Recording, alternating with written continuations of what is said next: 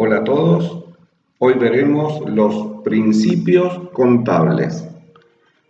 ¿Qué son los principios contables o también llamados principios de contabilidad generalmente aceptados? Los principios de contabilidad generalmente aceptados son parámetros para confeccionar estados contables con métodos uniformes de técnica contable. Ampliando esta definición, decimos que los principios de contabilidad generalmente aceptados o normas de información financiera son un conjunto de reglas generales que sirven de guía para formular criterios de medición del patrimonio y de la información patrimonial, económica y financiera de un ente. Recordemos que la contabilidad es un lenguaje. Es el lenguaje de la información financiera. Como todo lenguaje o idioma, ya sea inglés, alemán, italiano, lengua de señas, etc., el lenguaje contable también tiene sus propias reglas gramaticales y giros idiomáticos que el emisor y el receptor deben conocer y manejar con términos claros y precisos. Los principios de contabilidad generalmente aceptados, que podemos abreviarlos como PCGA, surgen a partir de la década de 1930. Anteriormente, la información financiera se confeccionaba según los criterios propios del emisor.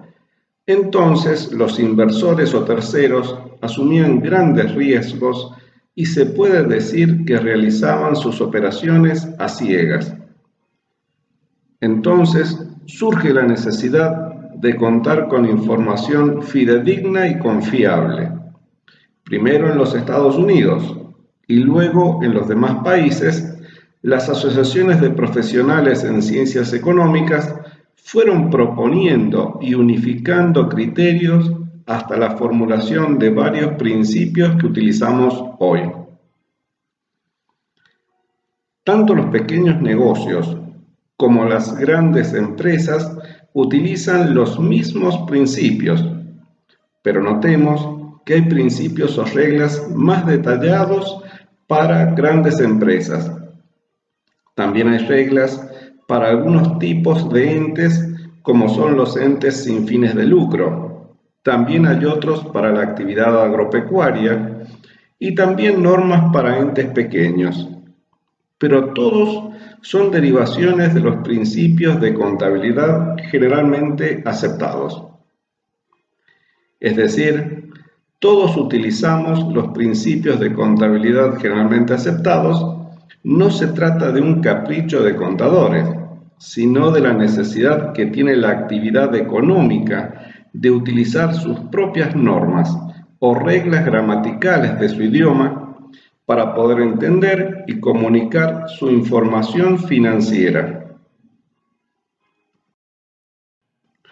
Veamos ahora los principales principios de contabilidad generalmente aceptados. No hay una sola forma de clasificar los principios, ni todos los países adoptan exactamente los mismos, pero nosotros podemos hacer una clasificación en un postulado básico y 3 grupos de principios. El postulado básico es el de equidad. El primer grupo abarca los preprincipios o prerequisitos y son los que se refieren al ente, ejercicio, moneda de cuenta, objetividad, empresa en marcha, bienes económicos y exposición. Les llamamos prerequisitos porque ya deben estar definidos con anterioridad a la aplicación de los principios siguientes. Luego, el segundo grupo son los principios propiamente dichos. Aquí tenemos el devengado, el realizado y la valuación al costo.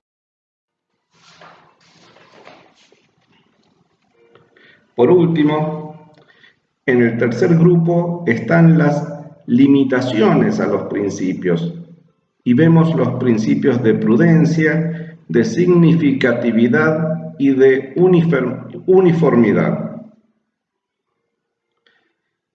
Comencemos ahora con una breve explicación de cada uno. El primero, el postulado básico, es la equidad. La equidad es la cualidad que consiste en no favorecer en el trato a una persona perjudicando a otra. Equidad quiere decir igualdad y propone que se debe contar con una sola y única información para todos los usuarios de los estados contables. Es decir, no se debe preparar una información sesgada para algún destinatario y otra información distinta para otros. La información debe ser la misma para todos. El principio de ente consiste en separar el negocio de sus dueños. Considera que el ente tiene personalidad jurídica propia, con funciones y finalidades distintas de sus dueños o accionistas. Es decir, que no mezcla el patrimonio del negocio con el patrimonio del dueño del negocio.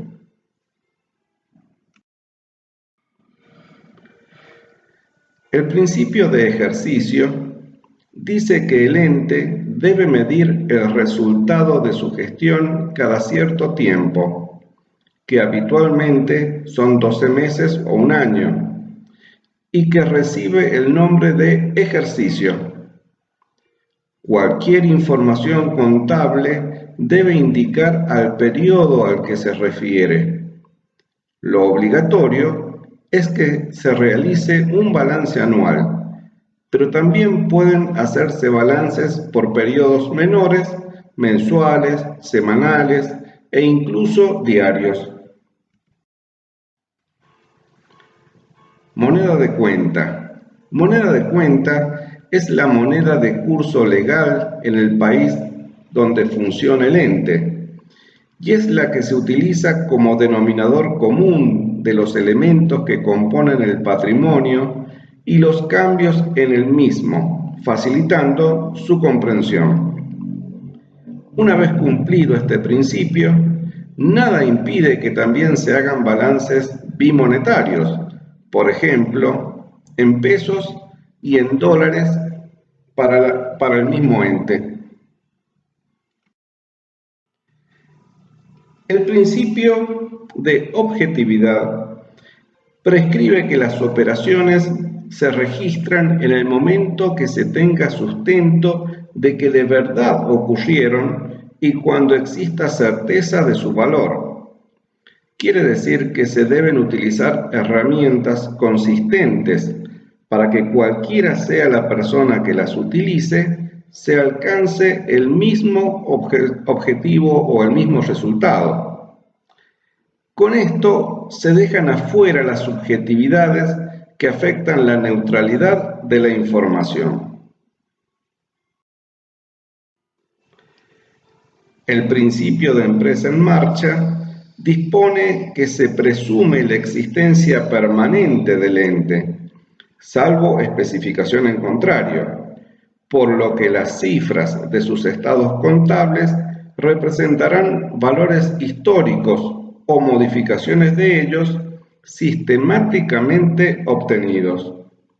Esto es así porque un bien puede tener un determinado valor en el momento que se inicia la vida del ente y es aportado por un socio, diferente del valor que tiene durante el desarrollo de la actividad del ente y diferente también del valor que tendrá ese bien cuando finalice la vida del ente o concluyan sus negocios.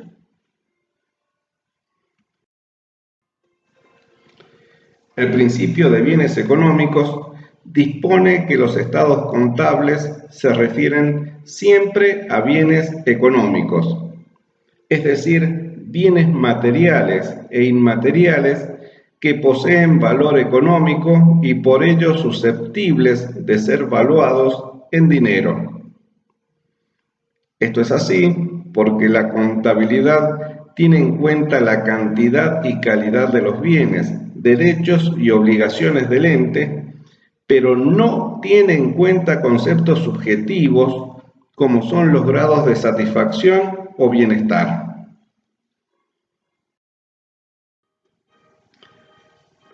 El principio de exposición hace referencia a la finalidad propia de la contabilidad, que es proveer información útil para la toma de decisiones. Y para que esto sea posible, es indispensable que la información se exponga de forma clara y comprensible, en el momento oportuno, en forma fidedigna y útil.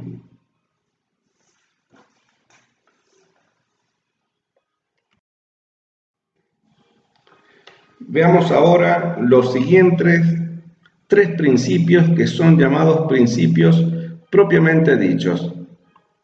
El primero es el principio del devengado, que quiere decir que las variaciones patrimoniales que se consideran para establecer el resultado económico son las que corresponden a un ejercicio sin distinguir si se han cobrado o pagado.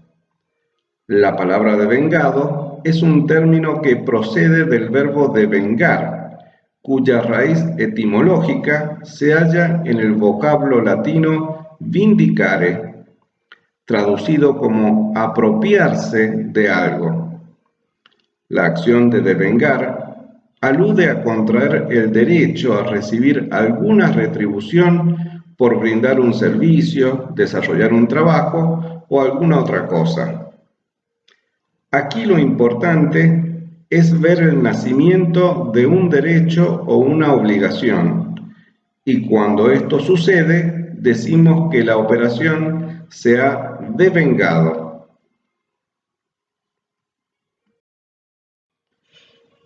Luego vemos el principio de realizado, que reconoce el resultado de una operación en el momento en que se realizan las ventas.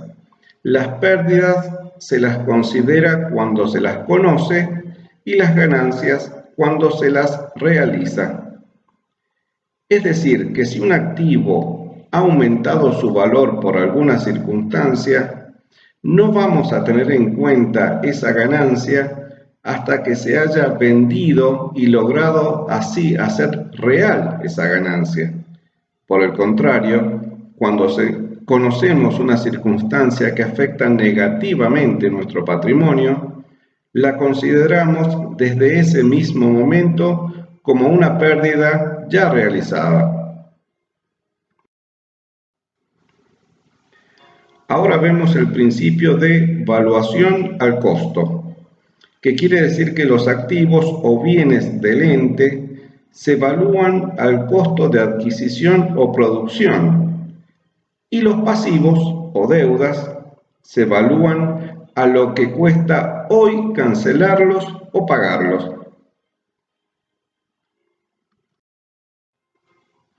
Veamos ahora los últimos tres principios que en realidad constituyen limitaciones a los principios anteriores.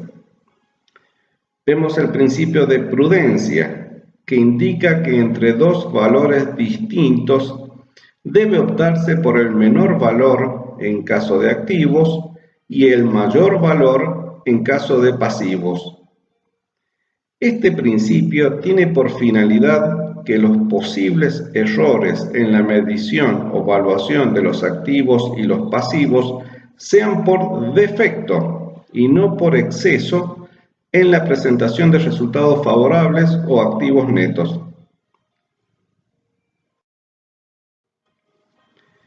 El principio de significatividad dice que si se dan situaciones de mínima importancia, se dejarán pasar por alto.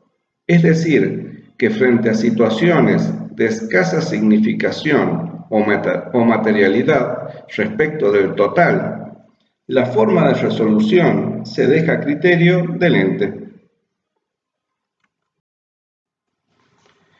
Por último, el principio de uniformidad indica que en la confección de la información financiera, los principios se deben aplicar uniformemente de un periodo a otro, es decir, aplicando año a año los mismos criterios, para permitir de esta manera una mejor comparación de la información entre ejercicios. Para el caso de que sea necesario cambiar algún criterio de un ejercicio a otro, se deberá explicar cómo afecta este cambio la información anterior. Hasta acá hemos visto los principales principios de contabilidad generalmente aceptados, que deben utilizarse a la manera de reglas gramaticales del idioma contable para hacer posible el correcto intercambio de información financiera. Muchas gracias.